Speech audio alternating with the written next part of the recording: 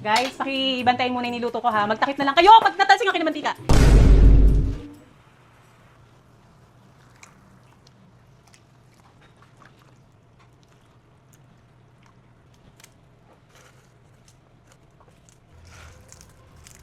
Yan, pantanggalan sa pamintang buo.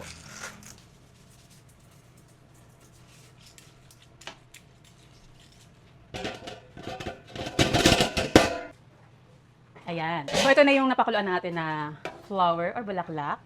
Okay, kapag ganitong nakuluan to, ang ginagawa ko rito, pini-freezer ko muna bago pirituhin kasi mas malutong yon. Pero since nainip ako, gusto ko na kumain ng makolesterol. Namimiss ko na sila. Babad ko lang muna sila dito sa ice bath para matulog yung taba kasi gising yung taba. Yan. So, kailangan yung namumuti siya.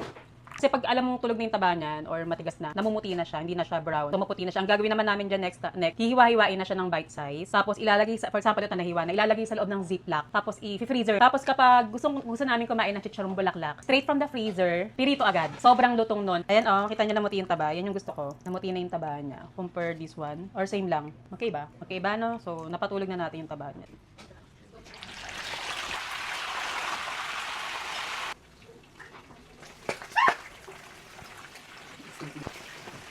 Manikit yung litid.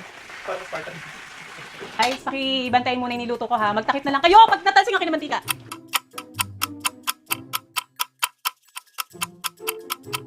Binantayan nyo ba? Natalsikan ba kayo ng mantika? Eto, malalaman nyo na malutong na siya kapag kalmado na siya, pag hindi na siya nagtatalsik. Sa ginagawa ko lang dito, medium heat, hindi masyadong malakas ang apoy para hindi siya maglasang sunog or mabilis masunog. Bali, pinakulang ko siya ng 1 oras habang inaayos ko tong bangs ko.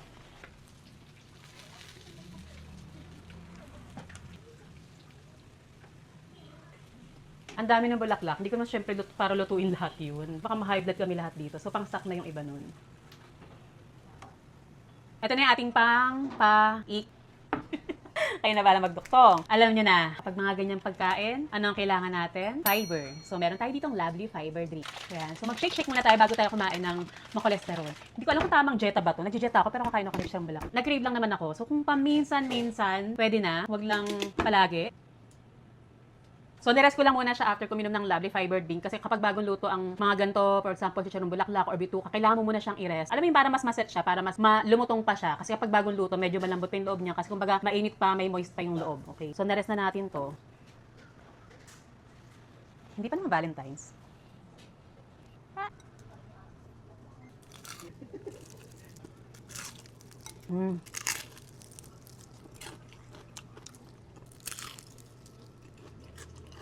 At isang recipe na naman, ang pinaka-high blood ni Mother Nanay.